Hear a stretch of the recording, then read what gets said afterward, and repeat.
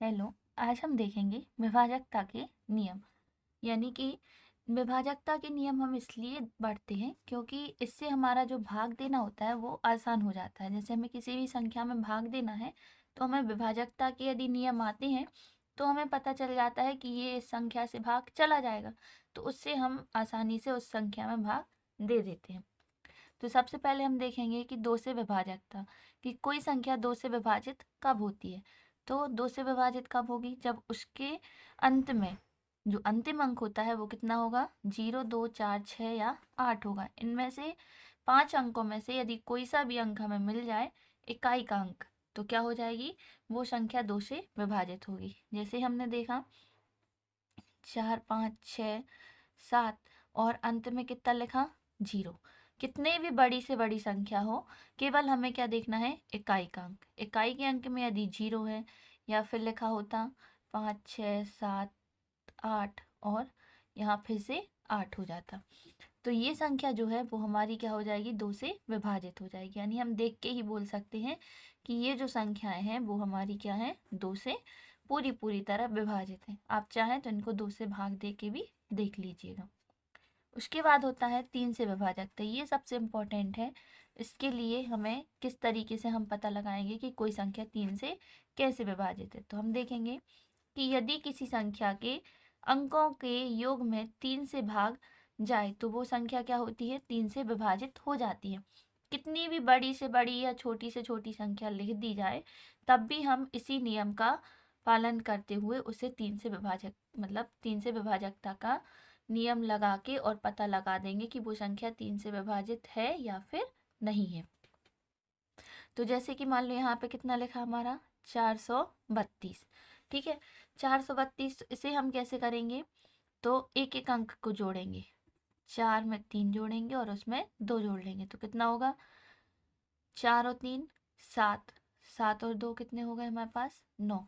तो क्या 9 में 3 का पूरा पूरा भाग जाता है, तो हाँ 9 में 3 का पूरा भाग चला जाएगा। तो जो ये संख्या है इसमें भी हमारा 3 से पूरा पूरा भाग जाएगा। इसके बाद जैसे हमने कितने भी बड़ी ले ली, मान लो कि हमने ले लिया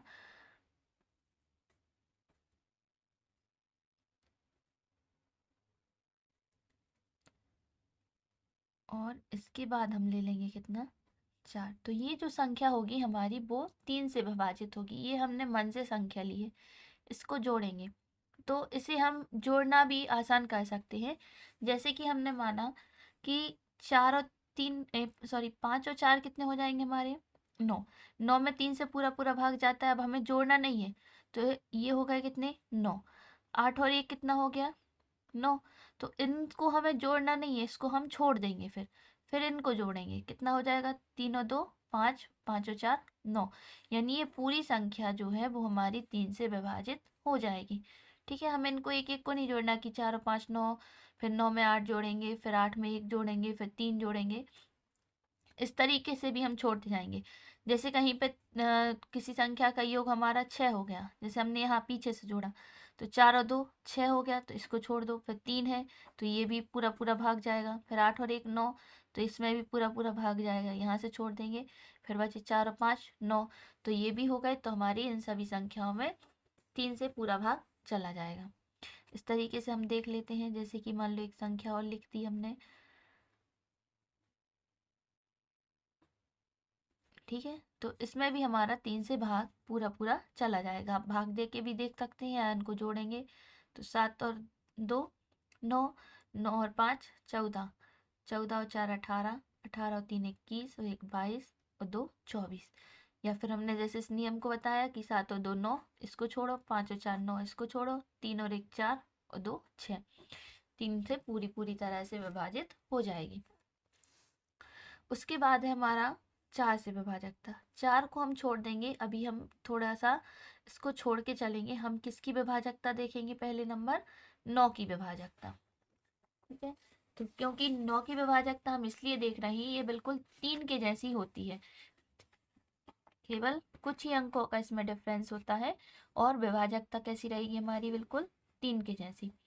तो इसके लिए हम क्या करेंगे, 9 से विभाजकता के लिए क्या लिखा है, यदि किसी संख्या के अंकों के योग में 9 से पूरी तरह से भाग चला जाए तो वह संख्या भी क्या हो जाएगी, हमारी 9 से विभाजित हो जाएगी। ठीक है, जैसे कि हमने ये संख्या ली थी तो इसमें क्या 9, इनके अंकों के योग में 9 से भाग जा रहा है, तो देखो 4 और 5 9, 8 और 1 9, तो 9 और 9 हो गए 18, 18 और 3 21, 21 और 2 23, 23 और 4 27।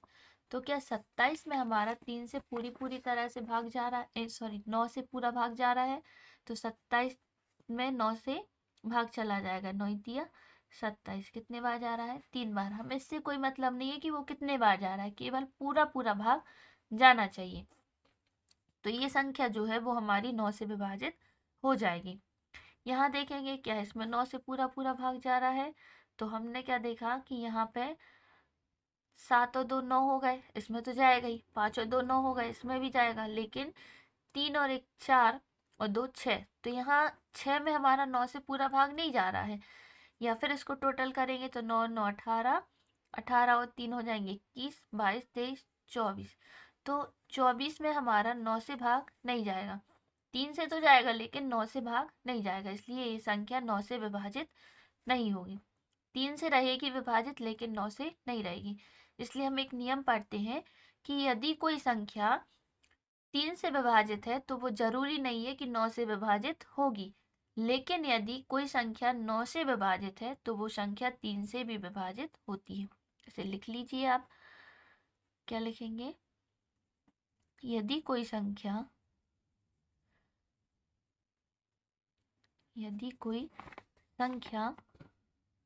9 से विभाजित है तो वह 3 से भी विभाजित होगी। ठीक है, लेकिन यह जरूरी नहीं होता है कि कोई संख्या 3 से विभाजित है तो वह 9 से भी विभाजित हो जाएगी। जैसे हमने देखा कि 24 हमारा 3 से विभाजित है तो वो 9 से विभाजित नहीं होगा। तो हम क्या लिखेंगे, लेकिन यदि कोई संख्या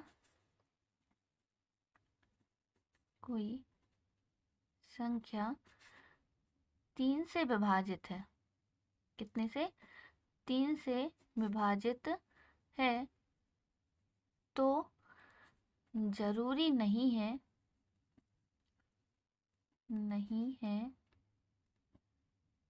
कि वह संख्या 9 से भी विभाजित हो। इसका मतलब क्या है कि हो भी सकती है और नहीं भी हो सकती है, मतलब हम कंफर्म नहीं कह सकते।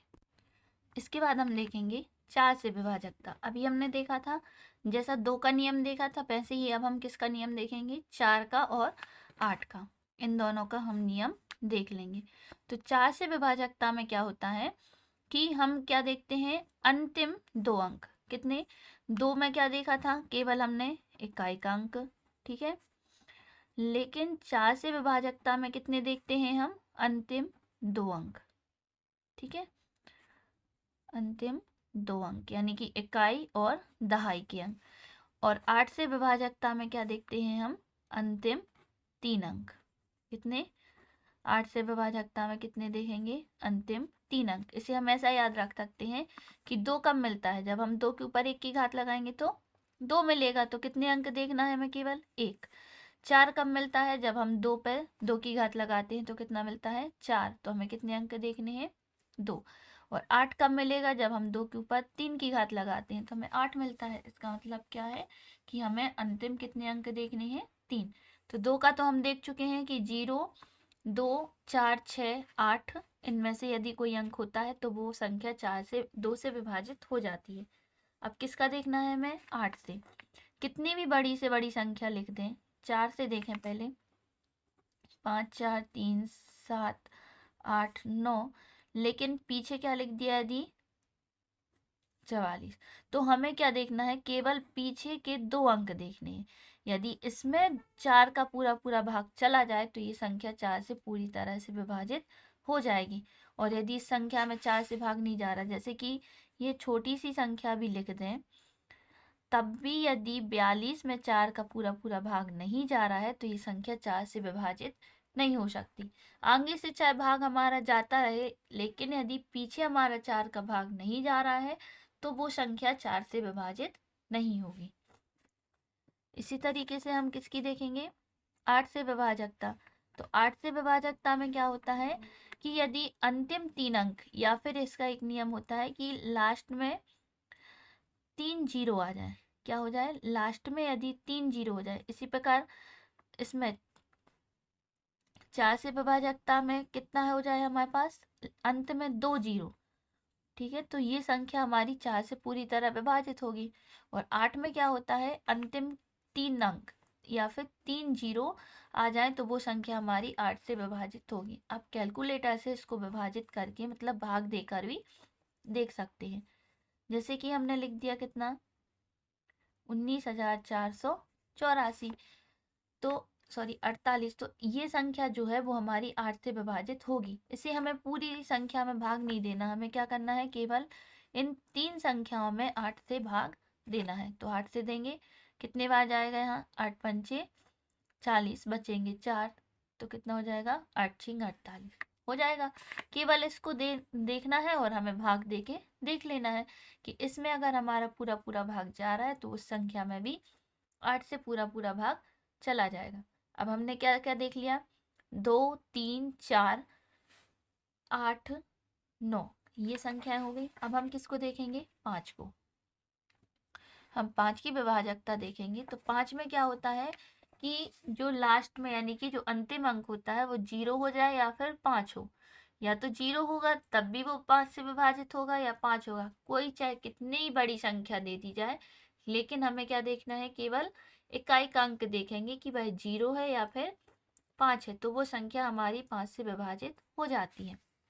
इसके बाद हम देखेंगे 6 से विभाजकता। 6 से विभाजकता में क्या होता है कि कोई संख्या, 6 के लिए हमने क्या किया, इन कुछ अंक ऐसे होते हैं जिनकी विभाजकता के लिए हम कैसे निकालते हैं। तो हमने क्या पढ़ा कि 6 है, तो 6 को हम 2 सहअभाज्य संख्याओं में तोड़ लेंगे। ठीक है, तो जो अभाज्य संख्याएं होती हैं इसमें तोड़ेंगे तो 2 और 3। ठीक है, इसमें तोड़ा, तो यदि कोई संख्या 2 और 3 दोनों से विभाजित है तो वो संख्या हमारी 6 से भी विभाजित हो जाएगी। तो इसे भी हम देखकर ही पहचान लेते हैं। जैसे कि हमने कितना लिख दिया,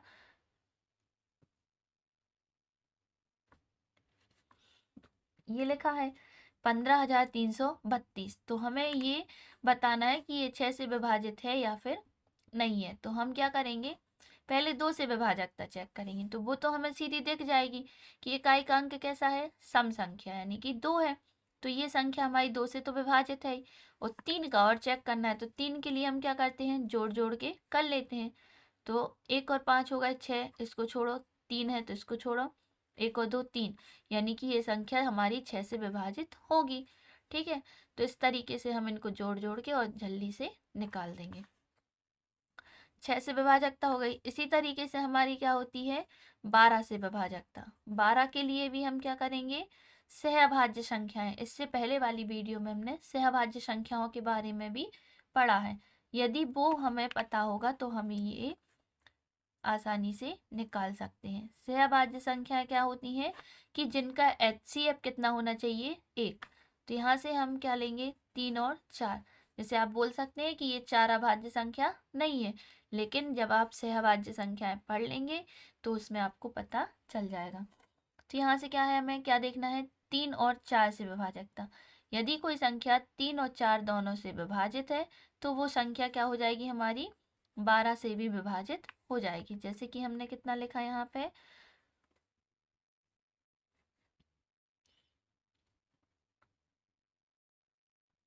ठीक है, 93,540।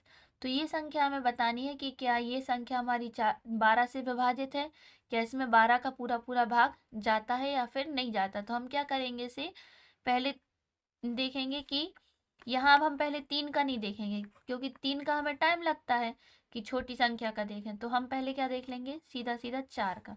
4 में हमें क्या चाहिए, ये 2 अंक चाहिए। पीछे से कितने अंक चाहिए, 2। तो क्या 40 में हमारा 4 का भाग जाएगा, तो 40 में बिल्कुल चला जाएगा हमारा 4 का भाग। अब उसके बाद हम अंकों का योग करेंगे, तो 9 में जाएगा, 3 में भी जाएगा 3 का। अब यहाँ योग करके देखें, 5 और 4 कितने हो गए, 9। यानी ये संख्या जो है वो पूरी तरह से हमारी 12 से विभाजित हो जाएगी। ठीक है, इसके बाद हम क्या देखेंगे कि ये लिखा है 7 से विभाजकता। तो 7 से विभाजकता के लिए हम क्या देखते हैं कि जो हमारी 7 से विभाजकता होती है उसी तरीके की हमारी होती है 13 से विभाजकता। ये कुछ ऐसी संख्या होती हैं जिन्हें भाग देना हमें कठिन लगता है, तो उनके लिए भी हम थोड़ा सा देख लेंगे। तो 7 से विभाजकता में क्या होता है कि जो लास्ट डिजिट यानी कि जो अंतिम नंबर होता है उसके लिए हम क्या करते हैं, डबल कर देंगे। डबल यानी कि 2 गुना करेंगे। तो जो लास्ट का नंबर होता है उसे 2 गुना कर देंगे, और जो शेष संख्या हमारी बचती है उसमें से हम उसे घटा लेंगे। तो यदि घटाने पर वो संख्या 7 से विभाजित हो जाती है तो जो दी हुई संख्या है वो भी हमारी क्या हो जाएगी, 7 से विभाजित हो जाएगी। इसे हम देखेंगे इस तरीके से। तो जैसे कि ये हमारे पास संख्या लिखी है कितनी, 17,915। इसके लिए देखना है हमें, तो हम इसके लिए कैसे करेंगे, 17,915 हमने क्या देखा कि हमें लास्ट का नंबर अंतिम नंबर चाहिए, यानी कि हमने क्या उठाया, 5। और इस 5 का क्या करना है हमें, दुगना। तो 5 दूनी कितने हो जाएंगे, 10। तो 10 को हम यहाँ से घटा लेंगे। इस 5 को तो हमें छोड़ना ही पड़ेगा, एक अंक आगे से हम लिख के उसे घटाएंगे। तो यहाँ कितना बचेगा, 1। यहाँ बचेंगे 8, 7 और 1। अभी भी हमें नहीं हो रहा है क्लियर कि हमारा ये जाएगा या नहीं जाएगा। तो हम फिर से क्या करेंगे, इस 1 का दोगुना कर देंगे। 1 का दोगुना 2, अब यहाँ से घटा देंगे 6, 7, 1। अभी भी पता नहीं चल रहा है तो फिर इसका दोगुना करो फिर घटा देना। तो 6 दूनी हो जाएंगे कितने, 12। और 12 में से हम इसको घटाएंगे तो कितना बचेगा, 5। तो ये जो संख्या है वो हमारी 7 से विभाजित नहीं है। तो इस तरीके से हम पता लगा लेंगे कि कोई संख्या हमारी 7 से विभाजित है या फिर नहीं है। अब उसके बाद इसी तरीके से हम किसको देखेंगे, 13 से विभाजकता, कि 13 से विभाजित कैसे होगी कोई संख्या। तो हमने क्या देखा कि 13 से विभाजकता का नियम क्या होता है कि यदि हम इसके लिए क्या करेंगे, कोई संख्या दी है तो हम इकाई का अंक 4 गुना कर देंगे। क्या कर देंगे, इकाई का जो अंक होगा उसे हम कर देंगे 4 गुना। इकाई के अंक का 4 गुना करके और जो शेष संख्या है उसमें हम वो जोड़ देंगे। यदि जोड़ने पर हमारी जो संख्या आएगी वो 13 से विभाजित हो जाए तो हमारी जो दी हुई संख्या है वो भी क्या हो जाएगी, 13 से विभाजित हो जाएगी। तो इसके लिए हम देखेंगे यहाँ पे क्या लिखा है हमने, 5,928। ठीक है, तो जैसे कि 5,928 है तो ये देखना है कि हमारी 13 से विभाजित है या फिर नहीं है। तो हमें क्या करना था, इकाई के अंक में 4 से गुणा करना है। तो 4 का 8 में गुणा करेंगे, 8 चौके 32। और इसमें क्या करना था, जोड़ना था। ये क्या देख रहे हैं हम, 13 से विभाजक था तो जोड़ना है। तो कितने हो जाएंगे, 4, 9 और 3 कितने हो गए, 12, हासिल 1, 5 और 1 6। अभी भी हमें नहीं दिख रहा कि ये 13 से विभाजित होगी, तो हम क्या करेंगे, यहाँ पे 4 का फिर से 4 में गुणा करेंगे। तो 4 चौके 16 और यहाँ जोड़ देंगे तो कितना आएगा, 78। हमें पता है कि 13 में 78 का पूरा पूरा भाग चला जाता है, 13 छिंग 78। ठीक है, तो इस तरीके से हम निकाल लेंगे।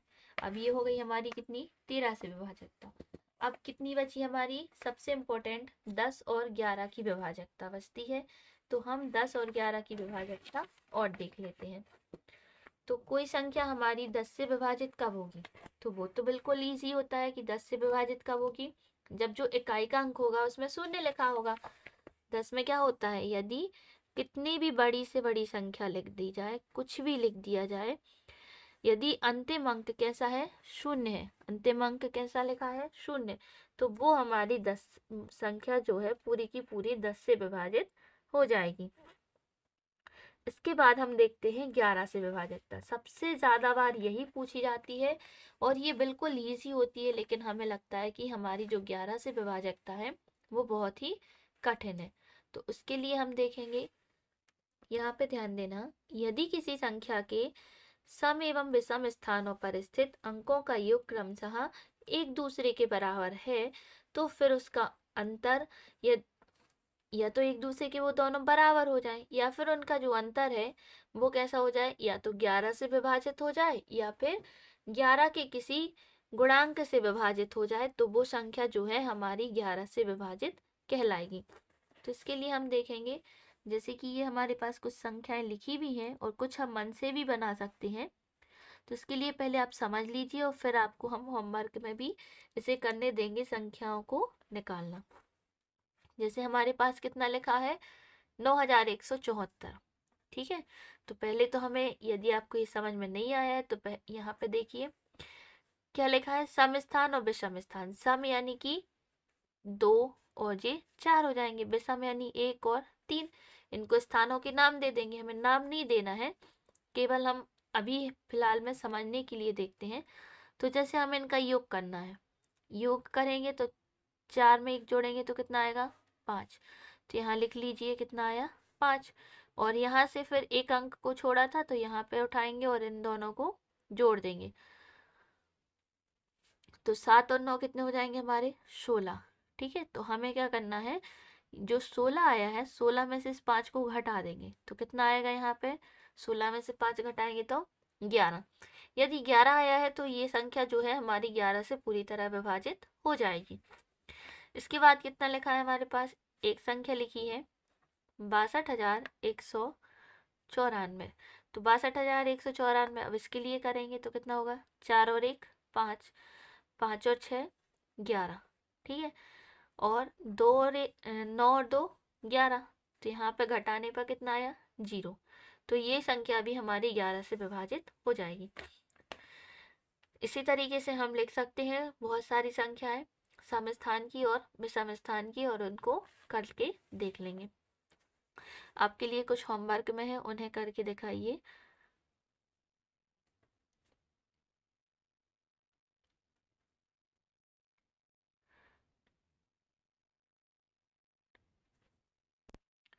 तो ये दोनों जो क्वेश्चन है, पहला और दूसरा, इसे भी आप 11 से विभाजकता का नियम लगा के और चेक कीजिए कि ये संख्या हमारी 11 से विभाजित है या नहीं। तो आप हमें कमेंट बॉक्स में इसके लिए कमेंट करके भी बताना। इसके बाद हम देखेंगे एक लास्ट पॉइंट और,